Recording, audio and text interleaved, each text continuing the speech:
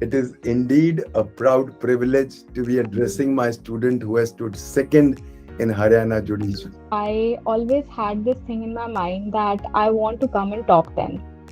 If you're not having that focus in your mind that, okay, I just have to get one seat, then you prepare for that, one seat only, okay, I'll just get marks, passing marks, or something like that. But when you think that, okay, I have to get a score which no one else would have ever scored, I'll just break the record, then your efforts are accordingly. So that was my mindset during my preparation. When did you develop this killer instinct? I've seen you as my student for almost 1.5 years or maybe more. So initially, it was when our senior also she got rank one in Haryana Judiciary, and she was your student. But the key emphasis for me personally was that even if I am missing out on a particular topic, or if I'm missing out on a particular subject because of my college, I used to study that from the standard book in case I'm missing out on coaching. What you have said right now is something which I've been telling all my students for last 10 years. The next step that comes is that I have to understand how I will express it in the examination. Say in my strategy, because this time also, as usual, language has been make or break. Hi, Good Rohit. afternoon, sir. Good afternoon. It is indeed a proud privilege to be addressing my student who has stood second in Haryana Judicial.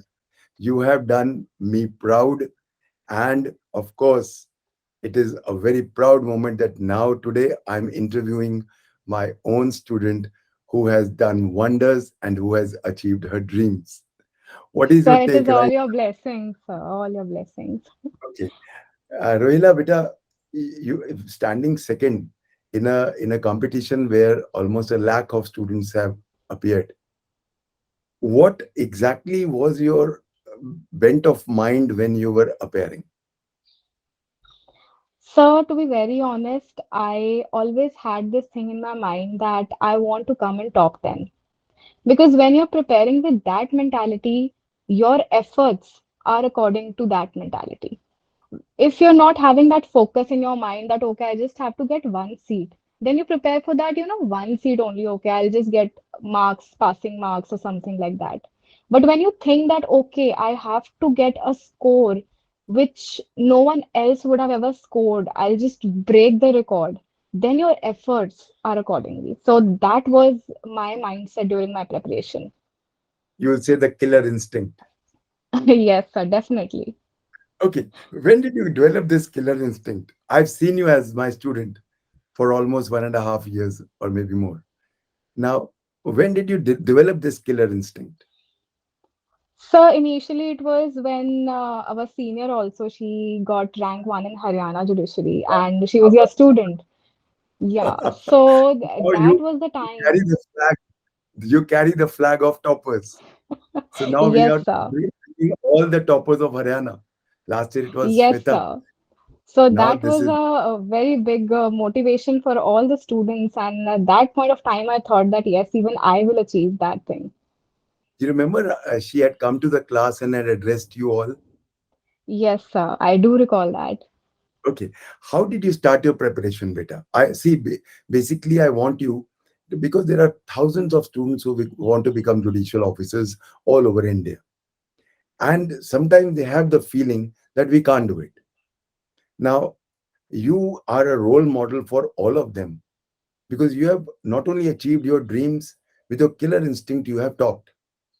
Now, the reason I want to know that how exactly did you go about preparation so that all the students who want to prepare and want to succeed in judiciary, how should they be moving around? That will be a very valuable input for all the students who are aspiring for judiciary. So, how did you move around? I mean, how from A to Z, how were you preparing? So initially, obviously, I did take coaching. So it was already extremely the syllabus for me and all the concept clarity, everything, it was cut and dried for me. But the key emphasis for me personally was that even if I am missing out on a particular topic, or if I'm missing out on a particular subject because of my college, I used to study that from the standard book in case I'm missing out on coaching. Because from the coaching, you're definitely getting the conceptual clarity. But if I'm not revising those notes, or I am not covering up the syllabus that has been left on the coaching, then in that case, it is my personal duty that I have to revise or I have to cover that topic myself. So the first thing that I would suggest every student is that in case you are joining a particular coaching, you have to be regular with your personal revision also.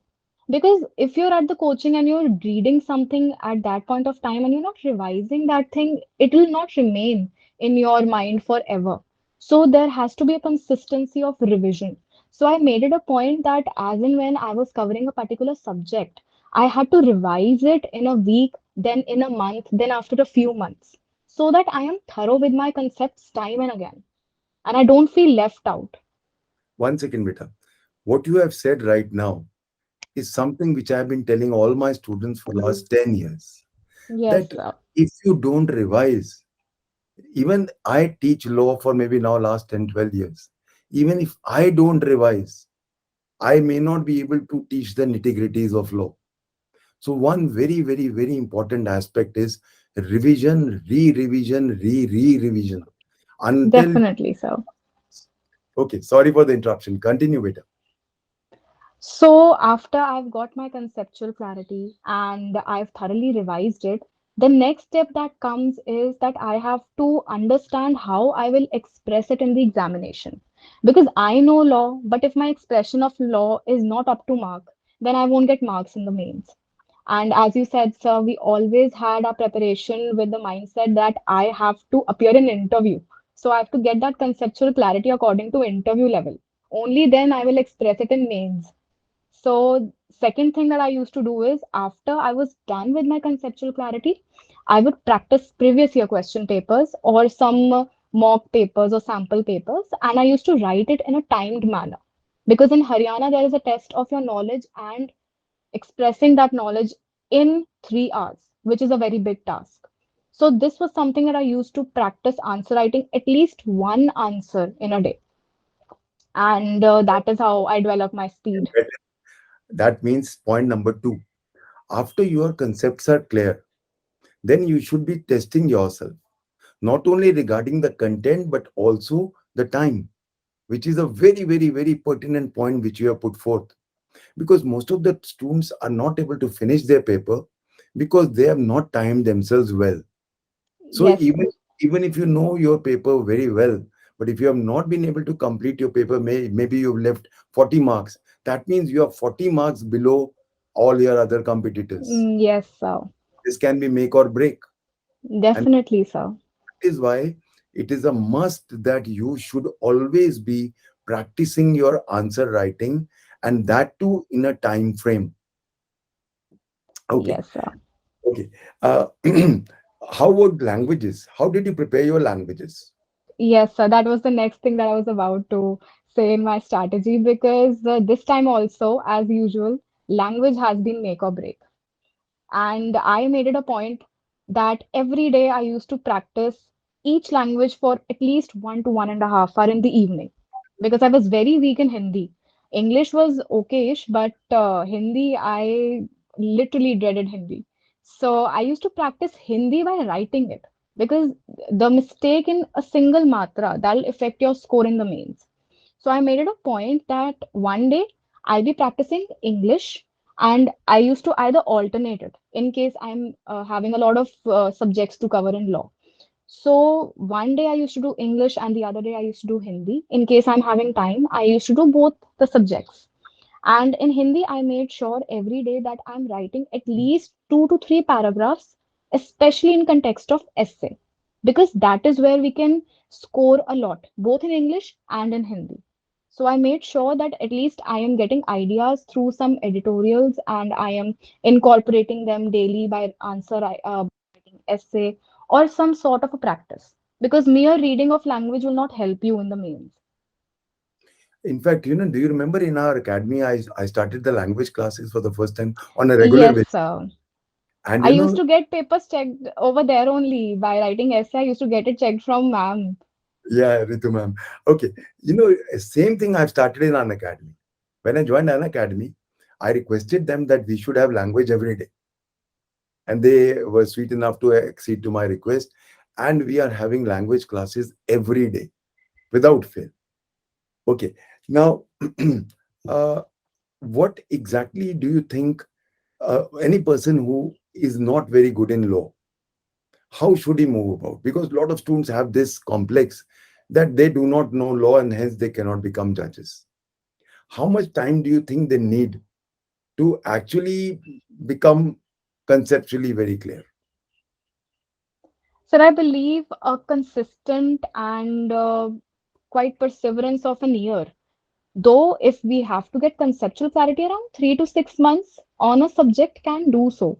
But in case you feel that I am not at all thorough with the subjects and I need a lot of conceptual clarity of a lot of subjects, then in that case, I would suggest that daily input of around 5 to 6 hours on law will assist you for over a period of 1 year. And that is extremely easy with online classes today. Do you think that academies help? Definitely, sir. A particular concept, if we have to read from a particular book, and we are not even sure that that particular topic is covered in the book in that depth, then that is where the academies definitely help. And do you think that now online academies is a better option than offline? Sir, had I got the option, I would have definitely taken up online coaching because we had to manage everything, the offline coaching as well, college as well, all the assignments and everything. So I think it's an extremely great opportunity for students these days. Exactly, because I am now with Unacademy for last 1.5 years, and I am teaching almost. I take 4 classes almost a day, and imagine, and plus other educators of our same team, Jo हमारी थी. So imagine, students are studying from 8:15 in the morning to 5:30 in the evening every day. So and I have no holidays. You know my nature. कोई छुट्टी नहीं. Same thing is, so all of them are doing so well now. Yes, sir. So we are carrying on classes here from 8:15 to 5:30 every day. So you can imagine what depth I'm taking them. Imagine 180 lectures on CPC because एक word. And plus, of course, the benefit in Unacademy is that you have live lectures.